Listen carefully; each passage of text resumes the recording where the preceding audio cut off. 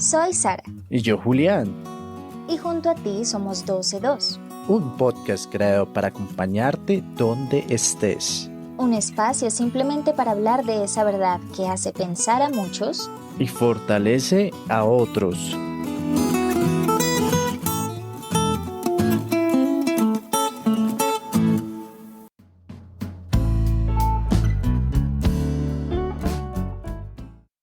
Sinclair Ferguson, más que un predicador, es un profesor de teología y sus enseñanzas también han sido plasmadas en más de 20 libros, entre los que se encuentran La vida cristiana y Solo en Cristo. El fragmento que escucharemos a continuación es acerca del Espíritu Santo, de quien estaremos hablando en este episodio. Así que, adelante, profesor Ferguson. El Espíritu, quien durante 33 años había morado en y sobre y ministrado a través de ella al Señor Jesucristo. No hay otro Espíritu Santo, quien mora a los creyentes, sino el Espíritu Santo, quien estuvo en el ministerio y vida del Señor Jesucristo.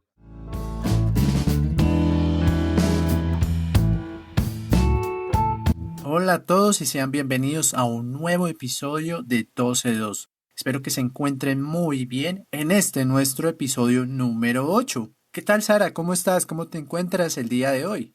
Muy emocionada porque ya casi terminamos la primera temporada, que es de 10 episodios. Bienvenidos a este nuevo episodio número 8. Así es, y como en cada capítulo, la canción recomendada para este episodio se llama Espíritu Santo de Twice. Recuerda que todas las canciones de la semana están en nuestra lista de Spotify. El link lo hemos dejado en la descripción de este episodio.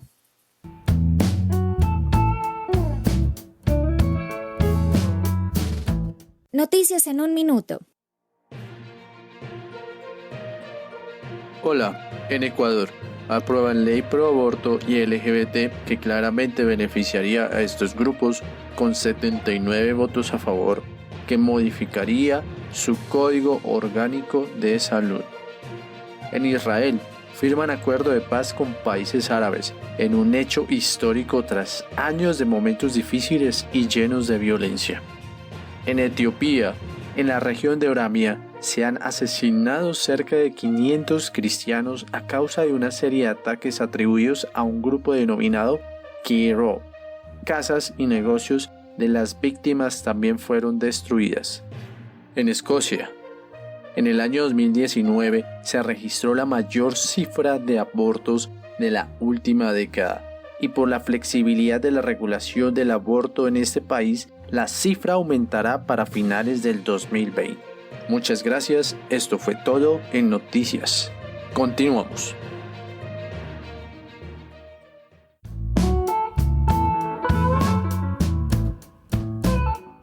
Estaba muy emocionada para que llegara este momento. Hablar del mejor amigo que alguien puede tener genera mucha ansiedad y alegría por contar todas las cosas grandiosas que suceden cuando conoces al Espíritu Santo. Bueno, pero antes de comenzar necesitamos una música de fondo. Perfecto. Entonces, ahora sí continuamos. ¿Quién es el Espíritu Santo? El Espíritu Santo es Dios. Es la tercera parte de la Trinidad. No es un poder ni una energía. El Espíritu Santo no es algo, es alguien y siempre ha estado. El Antiguo Testamento lo llama el Espíritu de Dios, y con el Nuevo Testamento, gracias al Señor Jesucristo, entramos en una comunión más cercana con el Espíritu Santo, porque antes de morir, Jesús anunció: y yo le pediré al Padre, y Él les dará otro consolador para que los acompañe siempre, el Espíritu de verdad. Pero, ¿el Espíritu Santo ya vino? Sí, en Pentecostés, como se ve en Hechos 2. Pero la verdadera pregunta es: ¿ya llegó a tu vida? Juli pregunta: ¿qué papel tiene o ha tenido para ti el Espíritu Santo? Excelente pregunta, Sara, pero primero tenemos que mirar Primera de Pedro 1 y los siguientes versículos son claves para empezar a entender cómo trabaja el Espíritu Santo. Entonces, en Primera de Pedro 1:3 dice: bendito sea Dios y Padre de nuestro Señor Jesucristo, quien nos tuvo gran compasión y nos hizo nacer de nuevo por la resurrección de Jesucristo. Palabra clave: nacer de nuevo. Vámonos al versículo 11 Los profetas intentaban saber cuándo llegarían los sufrimientos de Cristo y cómo sería el mundo cuando llegara. El Espíritu de Cristo estaba en ellos y les hablaba de lo que Cristo tendría que sufrir y de la gloria que recibiría después. Aquí la palabra clave es el Espíritu de Cristo. Ahora nos vamos al versículo 12. Dios les hizo entender que lo que decían no era para ellos mismos, sino que les estaban sirviendo a ustedes. Lo que los profetas decían es la misma buena noticia de salvación que fue anunciada por quienes le llevaron el mensaje a ustedes. Ellos también hablaron por medio del Espíritu Santo. La palabra clave, Espíritu Santo. Finalmente nos vamos al versículo 23. Pues ustedes nacieron de nuevo, no por medio de padres mortales, sino por medio del mensaje vivo y eterno de Dios. Entonces, la palabra nacer de nuevo es una palabra clave y nos está hablando específicamente del trabajo que hace el Espíritu Santo. Jesús dijo que nacer de nuevo es una condición necesaria para entrar en el reino de Dios. El que no esté regenerado no puede entrar en el reino de Dios. El Espíritu Santo no es una cosa, es una persona. ¿Y cómo sabemos que es una persona? Querida mía, primero, porque la Biblia es clara y usa pronombres personales para referirse a él. Adicional, en la Biblia también se nos enseña que el Espíritu Santo inspira, guía, dirige, se entristece, nos convence del pecado. A lo que voy con esto es que solo una persona nos puede llevar a reflexionar sobre esas características anteriores. Es muy importante que tengamos una comprensión precisa, exacta, válida de la obra del Espíritu Santo en el nuevo nacimiento espiritual. Uno de los mejores lugares para adquirir tal comprensión es el segundo capítulo de la carta del apóstol Pablo a los Efesios. Y ahí leemos, y dice así: hace tiempo ustedes estaban espiritualmente muertos a causa de sus pecados y sus ofensas contra Dios. Reflexiona, ofensas contra Dios. Antes vivían en pecado, igual que todo el mundo, y se dejaban guiar por lo que gobiernan las fuerzas de maldad que están en el aire y que todavía actúan por medio de los que desobedecen a Dios. Todos nosotros vivíamos así antes. Nuestra forma de vida era complacer los deseos perversos de nuestra naturaleza carnal. Es muy importante la reflexión anterior. Lo que quiere decir es lo siguiente: lo que nace de la carne, carne es. Jesús estaba hablando de las personas y no estaba simplemente diciendo que los seres humanos nacen de cuerpos físicos, sino que nacen en una condición cada día. ¿Qué significa esto? Que no tienen vida espiritual, que cuando nosotros nacemos sin esa vida espiritual, es decir, estamos muertos espiritualmente. ¿Y cómo sucede eso? Por los eventos ocurridos de la rebelión de Adán y Eva. El Espíritu Santo es la voz que nos inquieta a buscar al Padre, a aprender más de Él, que nos dice: ven, oremos, deja el celular, las redes, el afán y hablemos, pasemos un tiempo juntos. Él es esa voz que no debe confundirse con la conciencia, sino aquella que es profunda. Es más fácil experimentarlo que explicarlo. Pero Sara, ¿qué debo hacer para escuchar al Espíritu Santo? ¿Cómo sé que Él está en mi vida? Por mucho tiempo yo también estuve confundida y pensé que como no hablo en lenguas no había sido bautizada en el Espíritu Santo. Por lo tanto no tenía una comunión tan firme como otras personas. Ojo, debemos tener mucho cuidado con este don del Espíritu Santo y más cuando vamos a nuestras iglesias y escuchamos gente enloquecida hablando así. ¡Ay,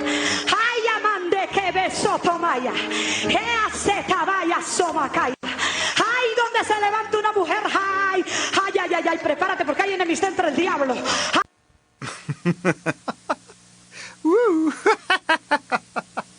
Esto no es del Espíritu Santo, esto es puro show.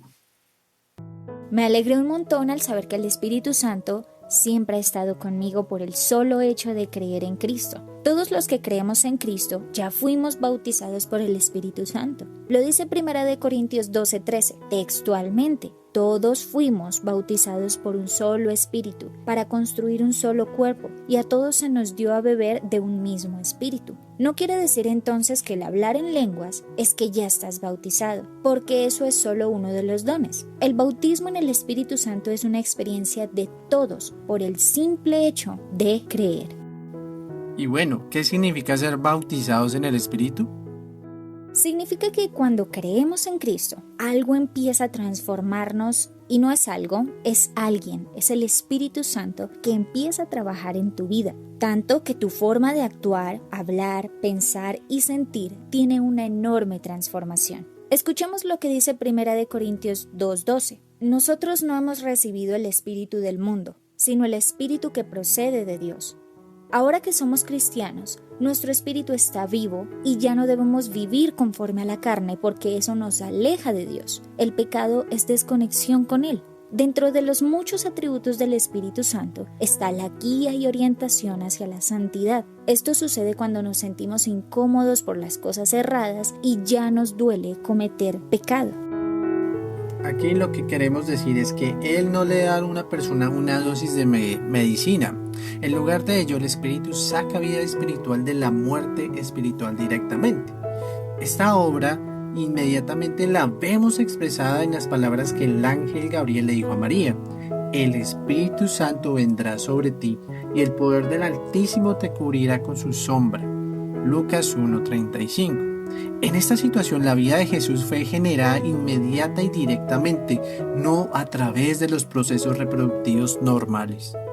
Y es que el Espíritu Santo es quien te dice que el día hiciste esto y esto, pero no estuvo bien lo que hiciste. Dijiste esto, pero lo hiciste con ira y ofendiste, pero ese no eres tú. ¿Cómo sucede eso?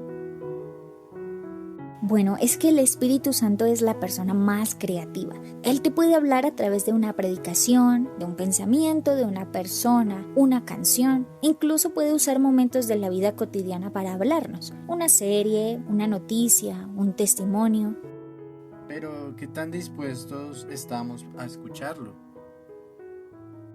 Esa es la verdadera pregunta. Cuando dejas a un lado tu orgullo y tu egocentrismo, cuando te das por vencido de que con tus fuerzas no lograrás nada, entonces el Espíritu Santo te abraza y te da valor. Te sientes amado, acompañado. Con el Espíritu Santo haces el mejor de los equipos. Él no va detrás de ti ni delante.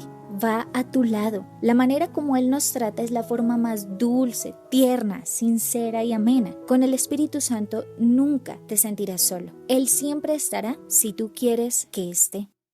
Y por eso vamos a trasladarnos por un momento al siglo XIX. Dos filósofos de Europa causaron un enorme impacto en su cultura y en la historia posterior. Ambos estaban muy preocupados por la corrupción de la civilización occidental. Ambos describieron a la Europa del siglo XIX como decadente, pero cada uno de ellos dio razones muy diferentes para esa decadencia y propusieron soluciones muy distintas. Por un lado tenemos a Søren Kierkegaard, un filósofo danés. Se quejaba de que el motivo de la decadencia de la civilización en su época era un fracaso en aplicar el cristianismo de un modo vital en la vida diaria. Él creía que el cristianismo se había vuelto en gran medida una ortodoxia muerta que era desapasionada, gris y distante de los asuntos cotidianos. Como él lo expresó, su época era insignificante. Por lo tanto, él clamaba por el regreso de la pasión a la vida cristiana. Cuando se desanimaba acerca de esto, a él le gustaba volver a las páginas del Antiguo Testamento, pues allí encontraba personas que parecían más reales. Eran santas y pecadores, y no había nada falso, fingido ni artificial en ellos. Dios realmente actuaba en sus vidas, y ellos a su vez tenían pasión por él.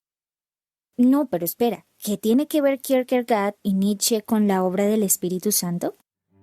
Ahora vamos a tener un dato muy interesante en esa parte. Otro de nuestros filósofos que es muy conocido por muchos de ustedes o lo habrán escuchado, yo creo que sí, que denunció la muerte de la civilización fue el alemán Friedrich Nietzsche. Creía que la mayoría de problemas de ese contexto en Occidente era la maligna influencia del cristianismo. Él estaba convencido de que la ética del cristianismo, sus virtudes y todo lo que encierra el cristianismo había incapacitado a la raza humana. Pues él sentía que esto negaba y debilitaba la pasión humana más básica de todas, la voluntad de poder. En consecuencia, Nietzsche llamó a una nueva civilización que sería iniciada por un nuevo tipo de seres humanos, lo cual fracasó. Un nuevo género de héroe existencial al que él llamó superhombre. Según el concepto de Nietzsche, el superhombre es principalmente un conquistador, un guerrero que se puede enfrentar a todo lo que él quiera y que pues no hay límites, ¿no? Porque Nietzsche creía que el valor era lo que más hacía falta en esa cultura, en ese momento. Él lo llamó un valor dialéctico. Para explicar esto, en filosofía la palabra dialéctico tiene que ver con un estado de contradicción, donde algo es la antítesis de otra cosa. Estas cosas nunca pueden resolverse. ¿Qué es entonces el valor dialéctico?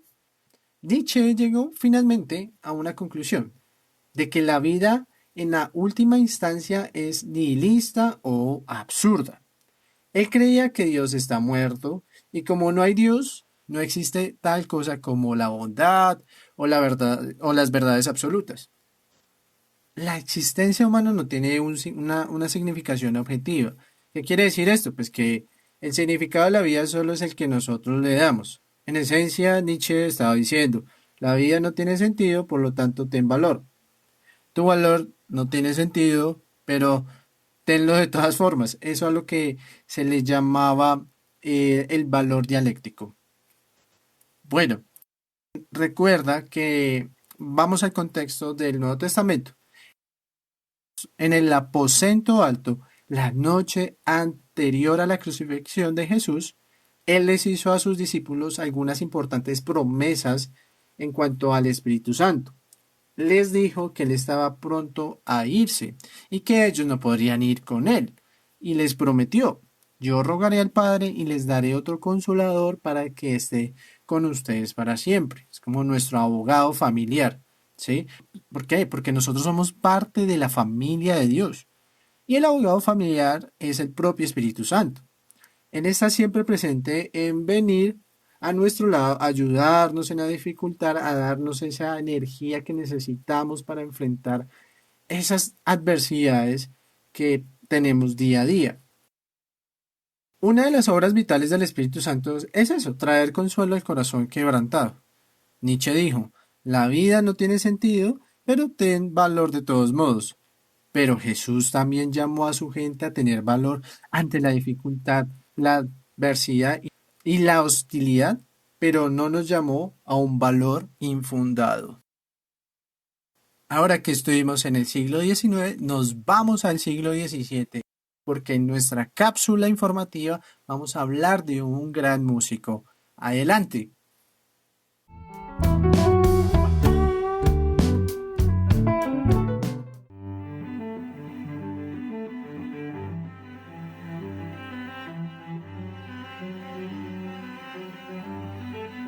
La cápsula de hoy nos lleva al Imperio Sacro-Romano Germánico, al siglo XVII, a la vida de Johann Sebastian Bach, el más famoso compositor de una familia de músicos. Este famoso compositor, organista, clavinista, violinista, maestro de capilla y cantor alemán del periodo barroco es grandemente reconocido por su profundidad intelectual, belleza artística y perfección musical. Bach fue un creyente consagrado, inspirado por Martín Lutero. La composición de sus piezas fueron hechas para agradar a Dios en las actividades diarias y las celebraciones de la iglesia. Aún las instrumentales las escribió para la gloria de Dios. Cuando recibió una copia de la Biblia traducida por Lutero, la tomó como el más grande y preciado tesoro. Consideraba la música como la forma más extraordinaria que él podía hacer para alabar a Dios. Incansablemente, por 27 años tocó y presentó sus obras en la iglesia protestante. Aunque fue criticado por su estilo poco moderno para esa época, Bach no conoció la fama. Murió como un auténtico creyente. Toda su vida la encargó a la exaltación de Dios a través de la música, dándole lo mejor de cada melodía.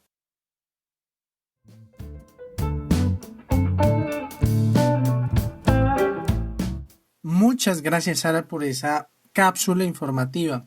Ahora bien, continuamos El rol del Espíritu Santo en el Nuevo Testamento es principal y fundamentalmente aplicar la obra de Cristo en los creyentes. ¿Quién es el Espíritu Santo? ¿Comprendemos al Espíritu Santo en el sentido de una relación como personal? ¿O el Espíritu Santo sigue siendo para ti un concepto vago, nebuloso y abstracto o una fuerza ilusoria y amorfa? Debe ser claro que Él es una persona que potencia al pueblo de Dios para la vida cristiana. Si por naturaleza no buscamos a Dios, deberíamos sorprendernos el que nos desviemos del camino, de que estemos cometiendo pecado, que estemos siendo rebeldes, que digamos, no me importa, yo hago mi propio camino, yo hago mi propia voluntad. Es normal que nosotros crezcamos de esa manera. ¿Por qué? Porque pues nuestra naturaleza es caída. Y es que hablar de Dios sin hablar del Espíritu Santo es como quitarle el núcleo a un átomo o dejarlo sin un protón o neutrón, porque simplemente no estaría completo. El Espíritu Santo es mucho más de lo que podemos explicar en estos minutos, o de lo que puedes encontrar en una predicación, en un retiro, incluso en la misma Biblia. Nada hay más sorprendente en este mundo que tener un encuentro y vivir con el Espíritu Santo. No es difícil. No es inalcanzable. De hecho, no requiere nada de nosotros, sino solo creer y hacerlo de corazón. Una oración sincera quebrará lo más profundo de ti, tu mente, tu corazón, tu espíritu. La invitación que hoy te hacemos es que veas al Espíritu Santo como la persona que más te ama, la mejor compañía, el mejor amigo, a quien le puedes contar todo tal y cual como te sientes. Aunque Él te conoce perfectamente, le encanta que le hables, que pases tiempo con Él, que lo busques incansablemente. Así que para finalizar, vamos a elevar una oración al cielo. Oh Padre eterno, Dios de todo el universo, gracias porque más allá de ver nuestros pecados, nos amas y nos das cosas increíbles como la magnífica compañía de tu Santo Espíritu. Queremos conocerte y pasar más tiempo contigo. Por eso, gracias porque tenemos la dulce presencia de tu Espíritu. Queremos, Espíritu Santo, que habites en nuestro corazón, pero antes limpia todo lo que está sucio y desordenado en nosotros, que nuestro corazón sea digno de tu morada. Gracias por entendernos y conocernos perfectamente. Amén.